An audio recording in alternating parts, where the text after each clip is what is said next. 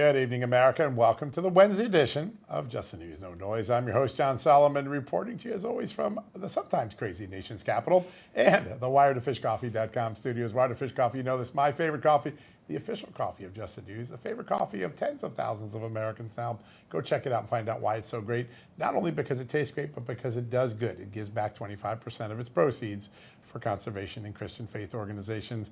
And if you use the promo code JustNews at WiredToFishCoffee.com, you're going to get 10% off. What a great deal. Go support them. They support us here at Just the News. All right. Tonight, we begin with an exclusive story following the money from the government research agencies here in Washington to the Michigan laboratory, where two Chinese scientists worked before being charged this week by the FBI with smuggling a toxic pathogen in their boots. That's actually how they did it. They put it in their boots to get it inside our borders. The FBI, of course, calling this a potential case of agroterrorism. Just the News has confirmed that the lab where Yongqing Jian and Zhongyun Liu was led by two senior Chinese scientists who have received millions of dollars in funding from the U.S. government. In fact, the two scientists who have been rounded up actually cited their federal funding in some of the studies that they published here in America.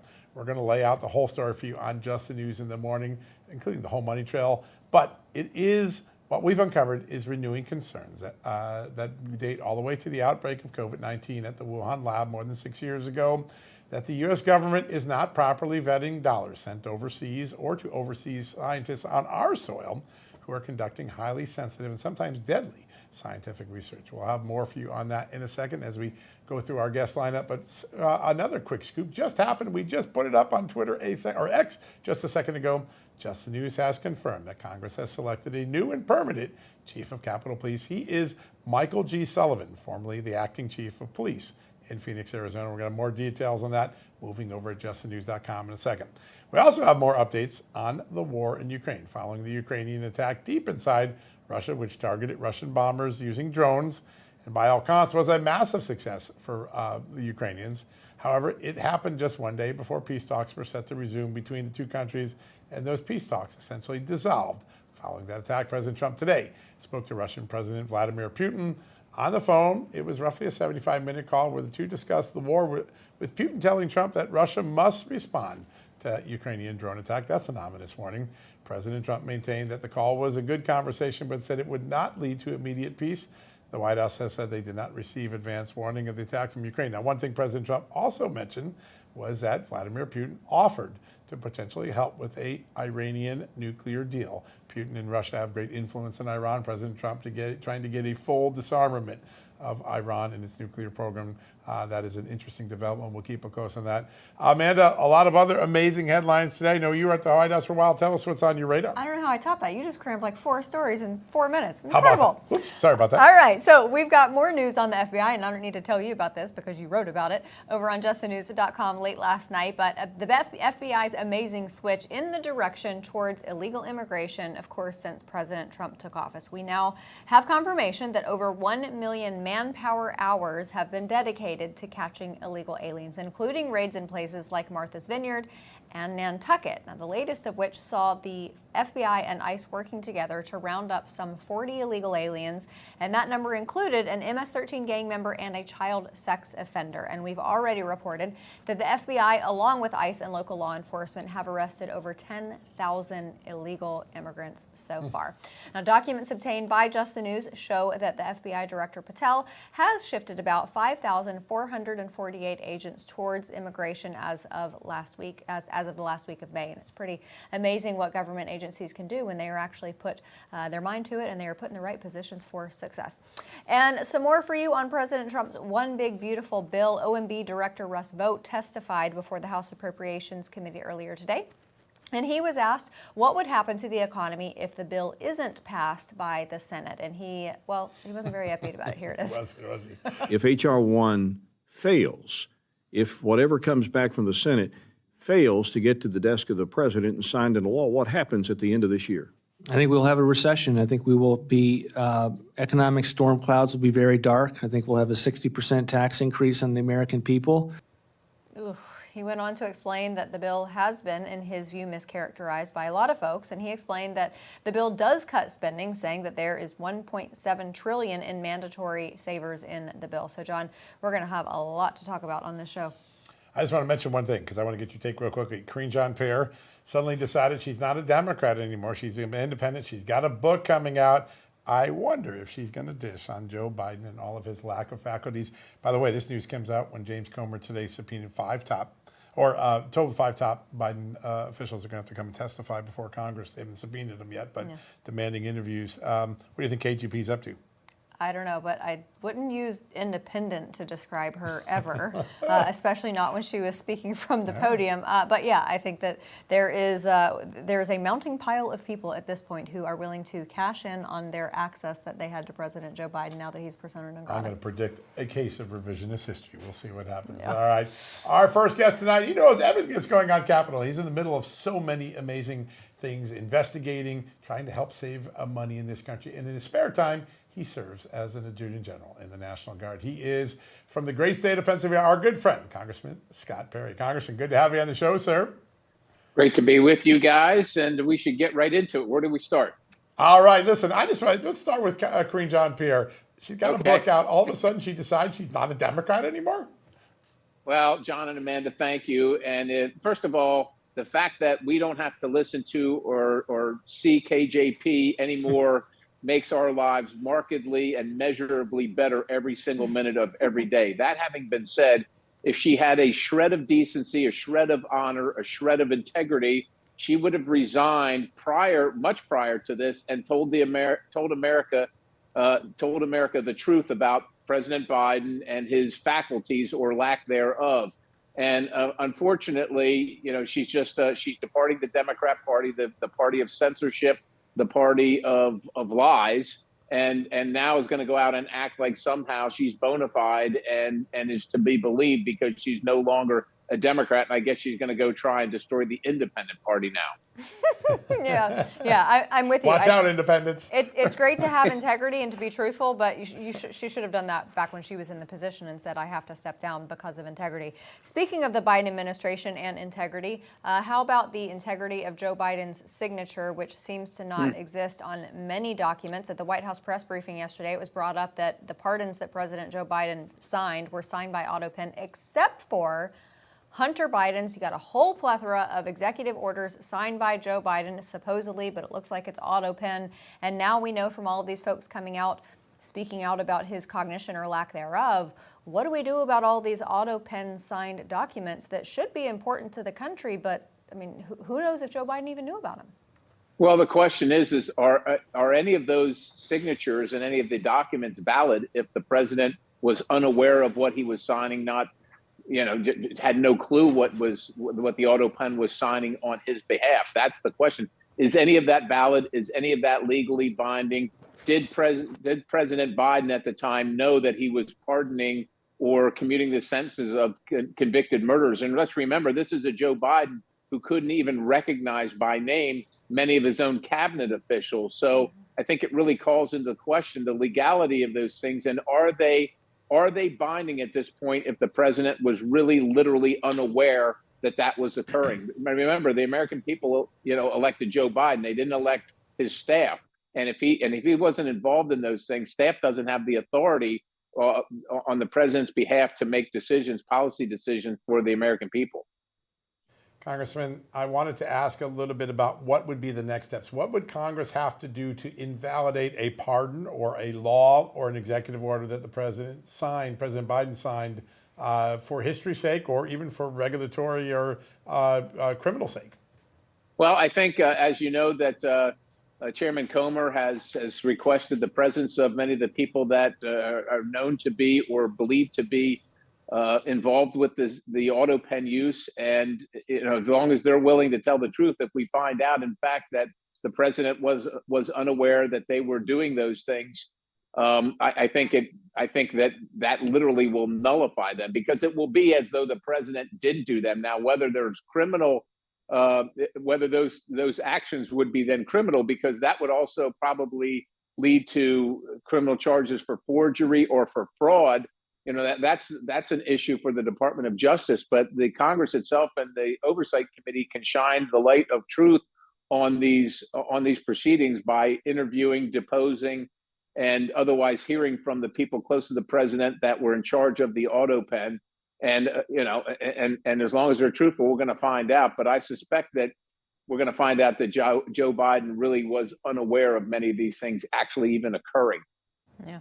That's going to be Amazing. something that's going to require a lot of digging. But you guys have a lot of other things, other pots that have to be watched. So the one big beautiful bill, I know you spoke out about this. It's not perfect by any stretch of the imagination. Would you even give the one BBB a B? No, I wouldn't give it a B. It was barely passing, and of course we worked on the bill right up to the last moment with the president and with the administration to make some changes that got it across the finish line in the House. But let's be clear here. It's woeful. It falls woefully short of hitting the mark there, especially when it comes to spending and deficits. And particularly, I'll give you something granular, something like the Inflation Reduction Act or the Green New Deal, characterized by the president as the Green New Scam. Every Republican voted against that when the Democrats offered it. Yet now you have Republicans trying to save many of those tax credits and, of course, the subsidies that are making our energy costs high and our energy grid unreliable. So we're hoping we got it as far as we could in the House, but we would like to see some improvements from the Senate. But I would say this. If the Senate actually makes the bill worse, I think that, if they change it and make it worse from any of those standpoints and it comes back to the House, it will not pass. Yeah. So make it better. Don't make it worse. That's a pretty good piece of advice. Got to be made better. It absolutely has to be made better. Yeah. Cut some more spending. That would be a win for all of Right. us. Yeah. Right. President wants to balance the budget, and we all agree with him. Yeah. But you can't balance the budget by spending money that you don't have. Yeah, that's right. Congressman, I want to ask a little bit about what we mentioned at the top of the show. We know about Wuhan and the cover up there and the fact that the most likely the virus emanated from there. The FBI, CIA, Energy Department all agree on that now. When you hear that these two scientists that we picked up yesterday in an apparent agroterrorism case, certainly they were smuggling a very toxic pathogen into this country illegally. When you hear that they were working for Chinese scientists on our soil who were being funded by our American tax dollars, it feels like a bad case of deja vu all over again. Yeah. Have we not stopped the funding of the sort of stuff that China should not be getting from us? Well, we haven't gone through the appropriations process yet. Of course, part of that would be this bill that on reconciliation, but I doubt that's discretionary funding. That's mumbo jumbo for saying we haven't gotten to that yet, but we definitely need to. And of course, the other question, John, that I think we really need to ask is why are Chinese nationals connected to the Communist Party of China being allowed into the United States for any reason whatsoever? How is that still happening? And if they were here when President Trump showed up, why haven't they been sent back just because of their affiliation with the Communist Party of China, who's calls the United States of America their enemy? Why would we even allow them to be here present at all? Absolutely. Great question. Sir, before we let you go, what we saw in Boulder, Colorado was disgusting, and anti-Semitism has always been disgusting, but it has morphed into something much, much more dangerous. How do we put a stop to this? Well, it's going to take some time because it's not helpful when the Democrat Party keeps on lionizing these people that are out there saying free Gaza and global intifada.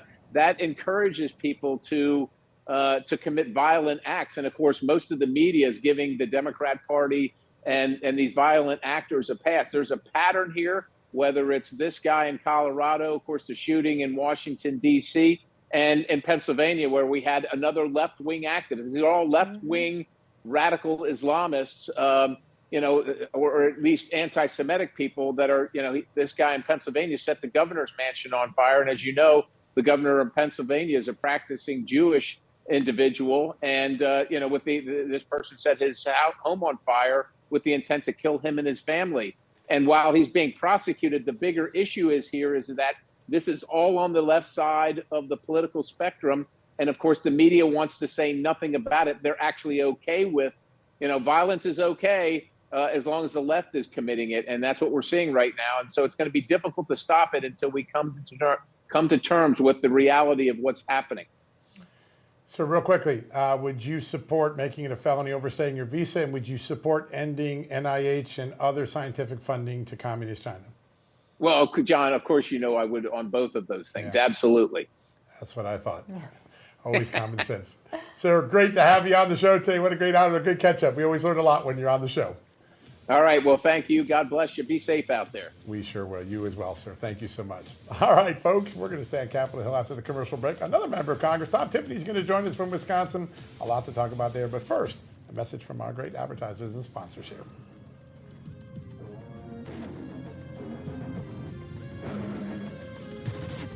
Hey, folks, if you've been following the facts, not the spin, you know we're living through a pivotal moment in American history. In just the first 5 months of President Trump's return, we've seen measurable progress. Border security is tightening, deportations are up, woke and DEI policies are being dismantled, and our military is being restored to strength as a fighting machine. These are real actions, not talking points, but here's what the facts can also tell us. One man can't fix everything. Congress needs to get in line with the American people, and that's where you come in. Join AMAC, the Association of Mature American Citizens, at amac.us/justnews for as little as $12 a year. You'll get their award-winning magazine, valuable discounts, and access to free resources. But more importantly, you'll be part of a movement committed to protecting the values that made this country great: faith, family, and of course, freedom. Don't just read the headlines, help shape them. Join me and become an AMAC member today by going to amac.us/justnews and stand with millions of informed Americans right now.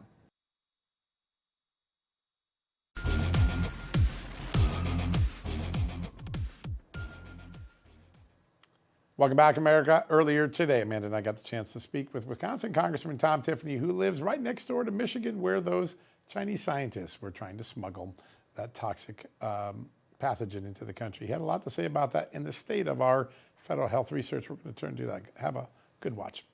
All right, joining us now, Wisconsin Congressman Tom Tiffany, always on top of the big developments here in Washington. Congressman, great to have you on the show.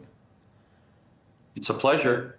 All right, at the top of the show here, we described some new money trails that show that federal research money was going to the China employers of these two scientists who were picked up yesterday for carrying this pathogen into the United States, raising agro-bioterrorism concerns. I know you've been concerned for a while about NIH and China. Tell us a little bit about these new developments. What concerns you most? Yeah, kind of the same old story we're seeing repeatedly, where China is abusing our good nature here in America and our open society, where it sounds like this pathogen, I haven't dug into it deeply, John and Amanda, but it sounds like it could be very harmful, can do billions of dollars of damage to our crops. And, you know, is this kind of like the Wuhan lab from 5 years ago, is what you begin to wonder. Yeah, exactly. Well, and I think it's Congressman Riley Moore has a piece of legislation to stop the Chinese visas altogether. Considering this, I mean, I know a lot of people might think that that sounds drastic, but doesn't it sound like it's probably the right prescription for the problem? Yeah, something like that has to happen. You know, something that I've put forward is in regards to most favored nation status that China received, what was it, 25 years ago? I think it was in the year 2000. And we gave them most favored nation status, which means they get it permanently. We have a bill that would go back to an annual basis. China, once again, has to prove that they're a good actor. We said 25 years ago in Congress that, okay, we're going to treat you as we do other democracies around the world, and that you're going to be a good actor as you go forward, and we're going to recognize that permanently. That was clearly a mistake on our part. So now it's time to take away those privileges and do things like Representative Moore is talking about, or let's take away most favored nation status and have it be an annual vote of Congress. Yeah, I was here when MFN was enacted, and everybody thought, oh, it's going to go the route of the Soviet Union and perestroika, and just the opposite. China turned our goodwill around on us and have been using our resources to fight us. It's remarkable. Is there room right now, or is there a need for the government or Congress to do a full audit of what labs are we funding across the globe and what sort of research they're in, so that Congress can get visibility separate of what NIH or NSF tells them? Well, I wonder if DOJ already has that information.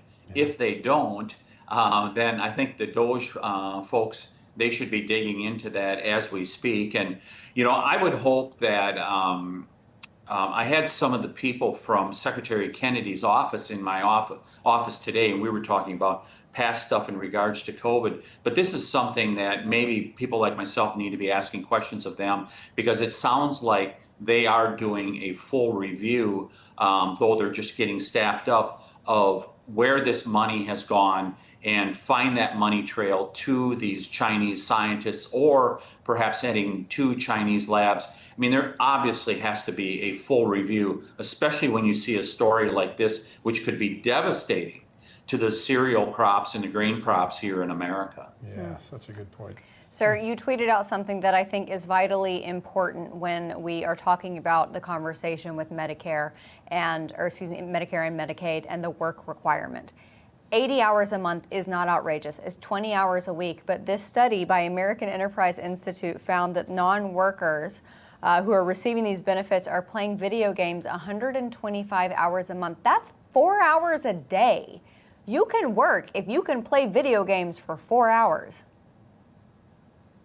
It's amazing, first of all, where that data comes from, that people were able to track their goings on as much as we do. But that graph really shows why there should be work requirements. And it's the reason why, when it was originally set in the big beautiful bill a few weeks ago, when we were debating it, it was set at 2029. And there were some of us, especially in the Freedom Caucus, we're like, hey, there's got to be some changes to this bill. And this is one of them.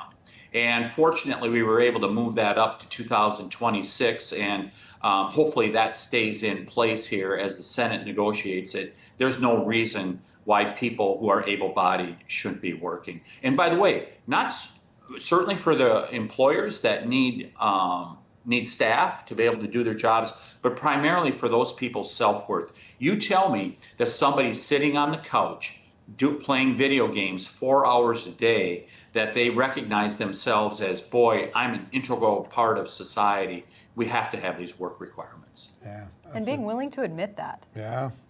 Yeah. The self-worth crazy. of work, there's nothing like it. And work just creates a sense of confidence that you can't get anywhere else. Sir, I know we're in the middle of an interesting trade realignment in the world, President Trump affecting a lot of it. You've introduced a resolution to withdraw the United States from the World Trade Organization. Tell us a little bit about why that's important and what the WTO has become over the years. Yeah, so we're getting in that window now. Every 5 years, there is the ability of Congress to have a vote in regards to the World Trade Organization and whether we should be a member. It's time to have a vote. Last time there was a vote, I think it was 2005. Since then, there has not been a vote on this. It is time to have the vote and have everyone in Congress decide, okay, should we be a member of an organization, in this case, the World Trade Organization, that is really just a China-centric organization. It breaches the sovereignty of the United States of America. I mean, how in the world did we trade before 1995 without these world bodies like this that we have become signatories on? And it's clear that it's not necessary for us to be able to belong to it. It's clear that China controls them or has a great amount of leverage with those organizations. Time to get America out. Time for us to have a vote here in Congress. We're going to be pushing for it. Yeah. Sir, yesterday I was in the briefing, and once again, Caroline Leavitt had to show to reporters who are reticent to report on all of the crimes of the people who are being deported, just some of the examples of folks who are getting deported. And I know you've been so vocal about this when it comes to the mass immigration that happened under Joe Biden. We do have terrorists in this country. DHS Secretary has made that clear. We have to get them out. How do we do that? We have to continue to empower ICE to be able to do their jobs. And it's time for the courts to step up and do the right thing. This is a function of the executive branch. There should be no doubt about it. And let's get this done. And there was a very good decision from the courts in regards to people on parole that are here on immigration parole, which, by the way, they're supposed to be vetted on a case-by-case basis. They were able to do it in a mass basis during the Biden years. And so that was a good decision, saying, those of you that are paroled, you can be sent back to your home countries. And the administration just needs to continue to work this process through the courts. And I think that we're going to get to the right place in regards to it. Congress, I think that we should go back And when we're done with reconciliation here, we should really be authorized, or we should be voting on our bill last year that would the secure the border bill. Yep. We should be doing that and making sure that we're codifying some of those things that were in rule or just need to have a stronger commitment in the law and being done on a statutory basis. Yeah, nothing like expressing the will of Congress to make something far more permanent for future presidents. That's such an important thing. Real quickly, sir, before we let you go, there's a lot of angst. Just, well, how will this big, beautiful bill do as it gets through the Senate and it comes back to the House? Just get your thoughts on the current conversation about cutting more spending and changes to its SALT, all those things. Where do you think this ends up, and where would you personally like to see it ended up? I hope it becomes better. So we've all heard my home state senator, Ron Johnson. He's been all over talking about it. Right here, in fact. With you guys. And my reaction is just go, Ron, go. I hope he makes it more conservative. I hope they make it more conservative in the Senate. And I think one of the ways is in regards to SALT. I think the SALT deduction that they're raising is that's like $320 billion. That's a really good place that the Senate should change that, because there's no reason to take that from $10,000 to $40,000 for people just in a few states that have such high taxes. But I would hope that they possibly would make Medicaid stronger. I hope they don't backtrack on what we did on the green energy stuff, where you've got to have that project started within 60 days of the bill being signed, because green energy is undermining our grid. It's making it more expensive. It's getting China a competitive advantage in manufacturing. So I hope what we negotiate in regards to green energy stays in place. I hope we could get a little better place in regards to Medicaid. All common sense ideas. I think "Go Ron Go" is going to become a slogan tomorrow. Congressman, such an honor to have you. We love every time you come on. We always get such great information. Thanks for joining us. Thanks, Amanda and John. Always a pleasure. Great honor to have you, sir. What a great conversation. All right, we're going to take a break. When we come back, one issue that isn't talked much about is President Trump's push to bring manufacturing back to America. It not only helps American jobs, but it makes America safer too. We're going to explain that next after these messages.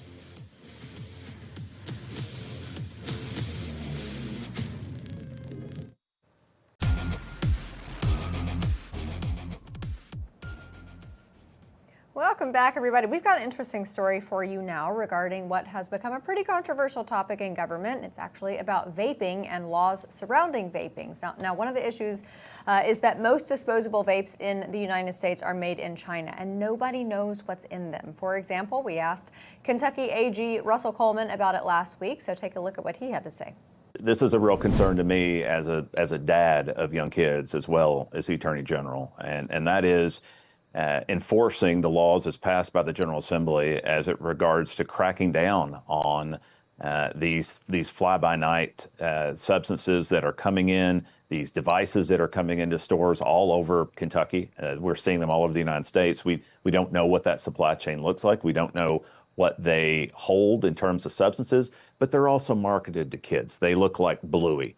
Those of you parents, they look like SpongeBob's, and we have no idea what are in those. And so we'll be enforcing the laws as passed by our legislature and restricting those.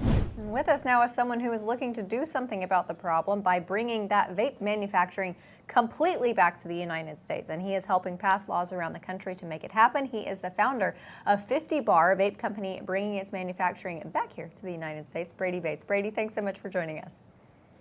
Thanks for having me, guys. I really appreciate it. Absolutely. Tell us about 50 Bar and why you decided to be on this mission and bring it back here to the United States.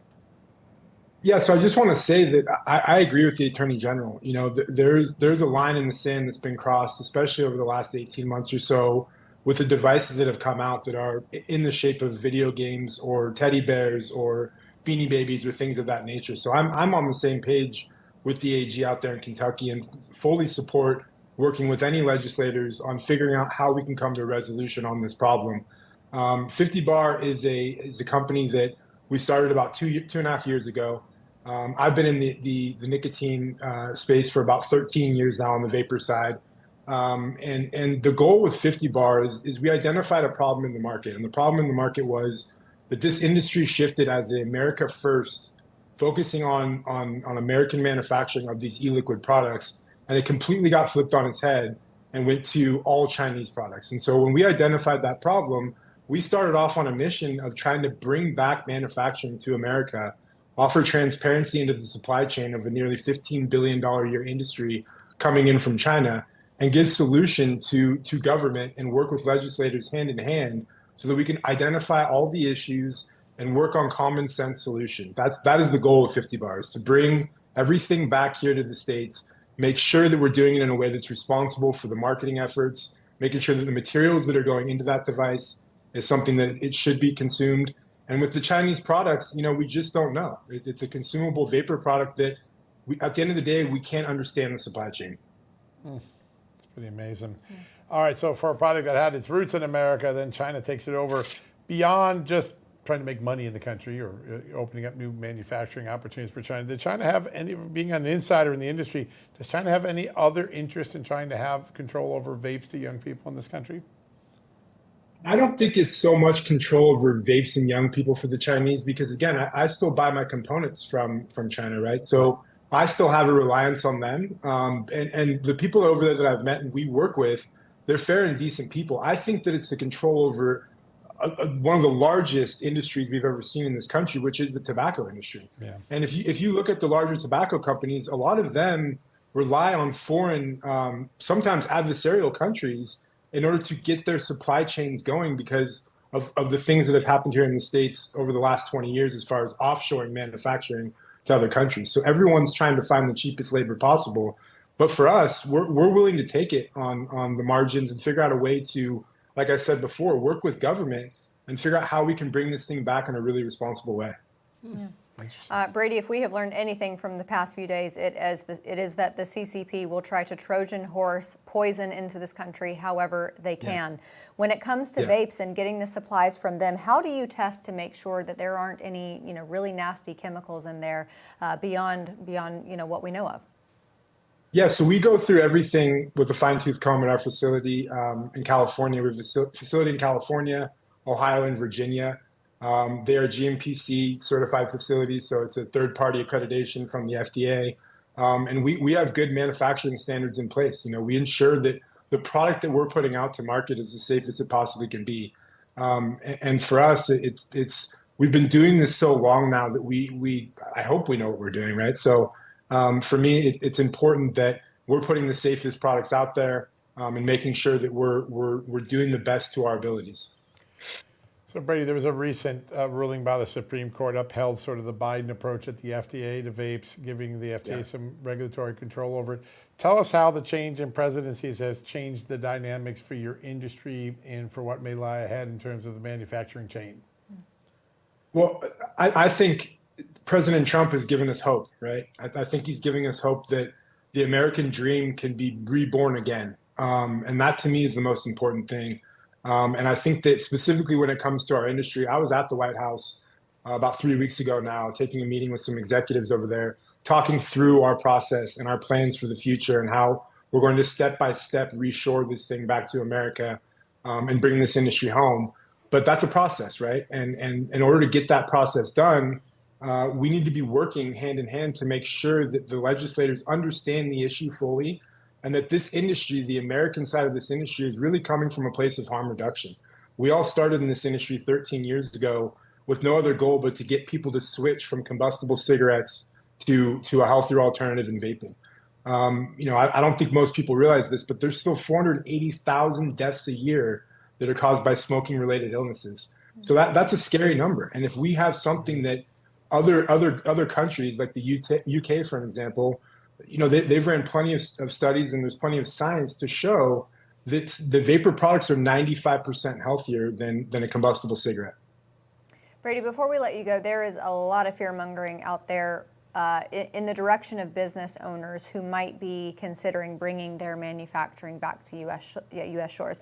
And maybe some of that is founded. But what I have heard from other business owners is that once you bite the bullet and you decide to bring manufacturing back, that there's almost a subculture in job creators and businesses in this country where there's almost a communication where you guys can share tips on how to do that. Have you found that?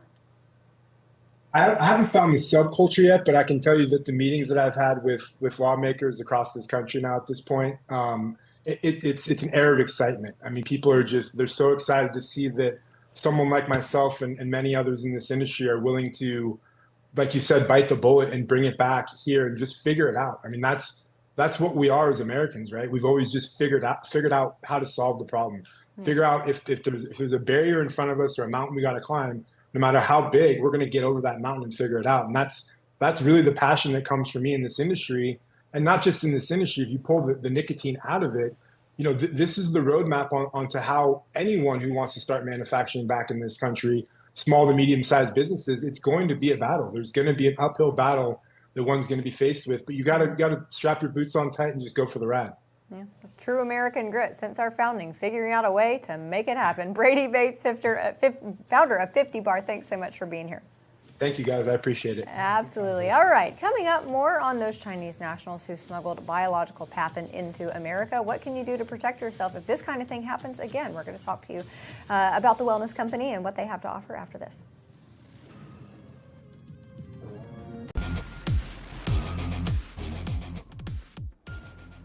Welcome back, everybody. We've got a couple big stories that we want to get to now. One involving that dangerous biological pathogen being smuggled into the United States by Chinese nationals in their shoes, and another one about the FBI investigations into the COVID cover-up. So joining us now to talk about it, the Chief of Disaster and Emergency Medicine at the Wellness Company, Dr. Kelly Victory. Dr. Victory, welcome back to the show.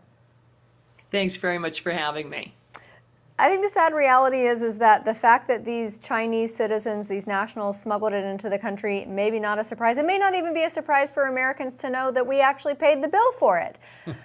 But let's look forward to if something like this, this is a part of a broader conversation about any type of biological weapon, agriculture or otherwise, coming into this country. How can we as individuals with our own autonomy, our own agency, how can we protect ourselves? Well, it starts with our government, Amanda. We've got to rein in our government. We have been doing research, scientific research with China, our greatest geopolitical foe, for decades.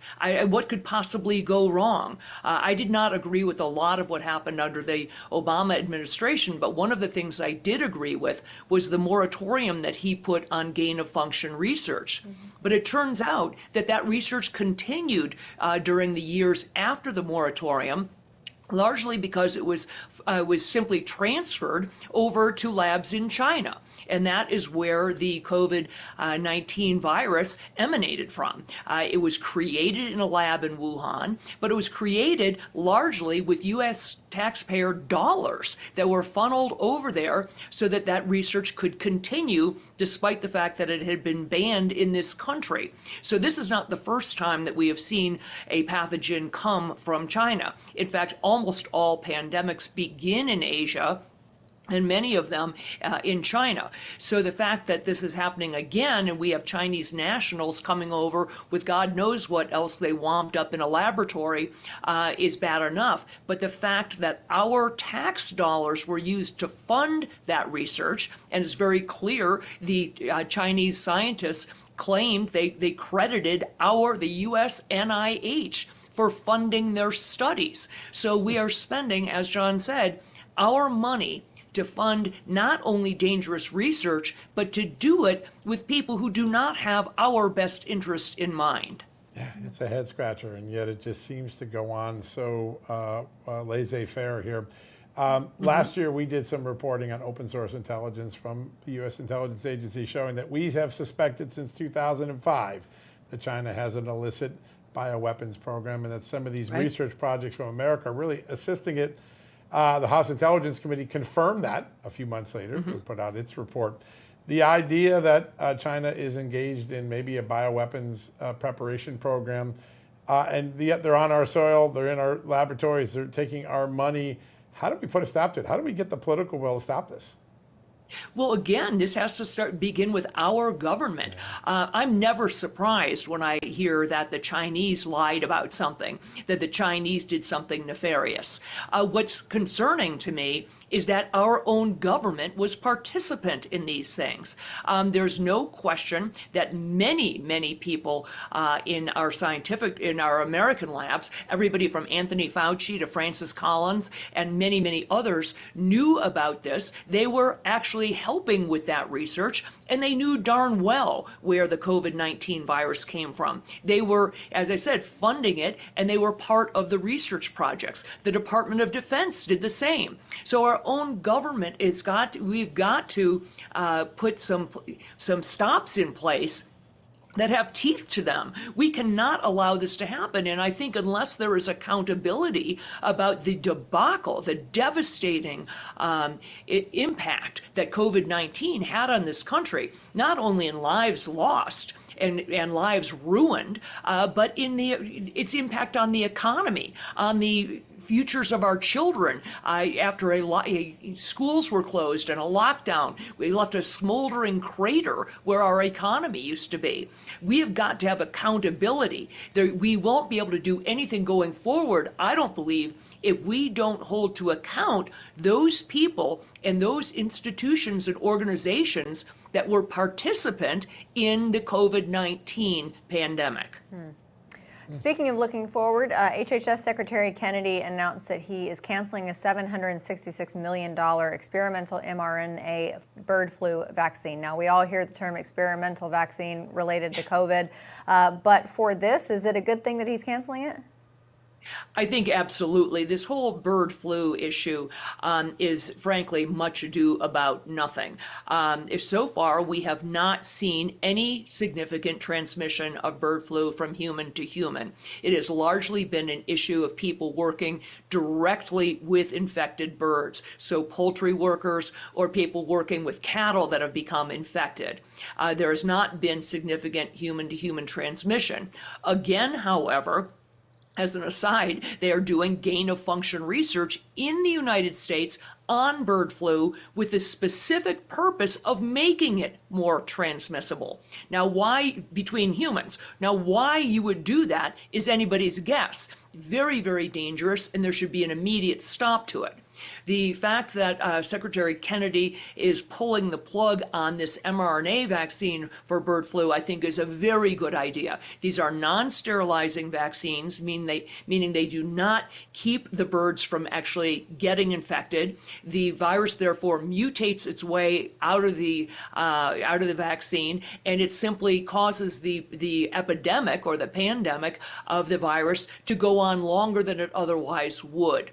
We should let this virus run its way through the flocks, through the herds. Some small number of animals may get sick and die. The rest will develop natural immunity and go on their merry way. That's what we should have done with COVID as well. All right, Doctor, you have set up an extraordinary website for us, twc.health/justnews. If we're sitting at home and you have this, we all have this lack of confidence in our public health infrastructure right now. It has really let us down. What are some of the things we could do to be stocked and prepared and smart in our home? Well, as you said, John, we have a host of kits available on our website and other supplements and medications. These kits, I think, are one of the most important things people can do because they contain prescription medications that are written and prescribed for you so that you can have on hand things like antibiotics, antivirals, steroids, medications to treat skin wounds, bladder infections, bronchitis, nausea and vomiting, common and really very treatable illnesses.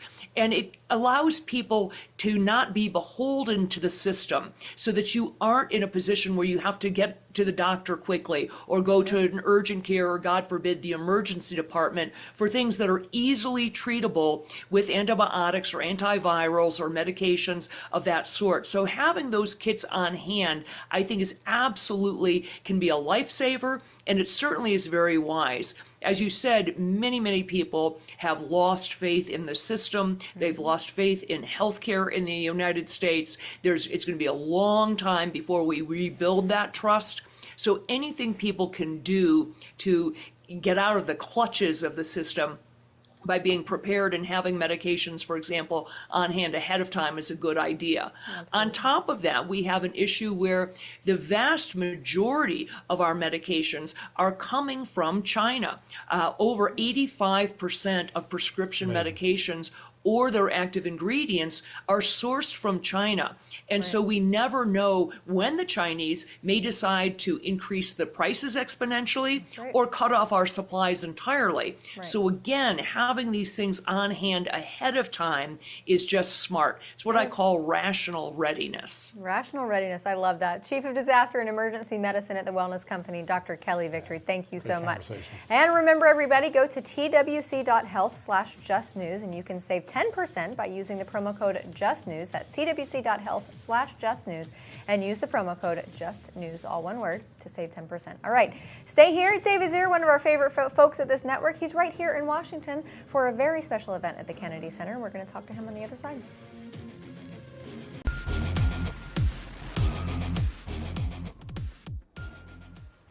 Welcome back, everybody. The Kennedy Center has gone through some major changes under President Trump with, of course, Rick Grenell at the helm. And tonight it actually featured something pro-America, the film premiere of The American Miracle. It's described as a docudrama exploring the divine hand in America's founding. And John, you know, there was a pretty big hullabaloo about a month ago because Les Mis, who is on tour, they had originally booked dates at the Kennedy Center, and then they boycotted it, saying we don't support, you know, the Trump agenda.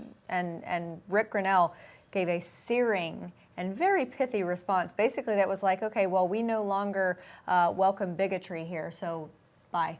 Yeah.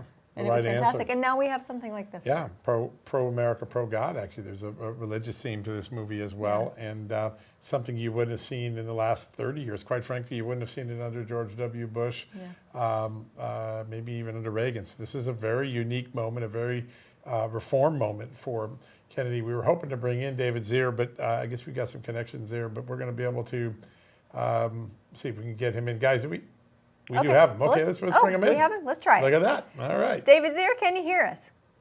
I can, Amanda. John, it's great to see you again here at the iconic Kennedy Center for Heroic Pictures red carpet premiere of The American Miracle. And it's really extraordinary here. Our nation is no accident.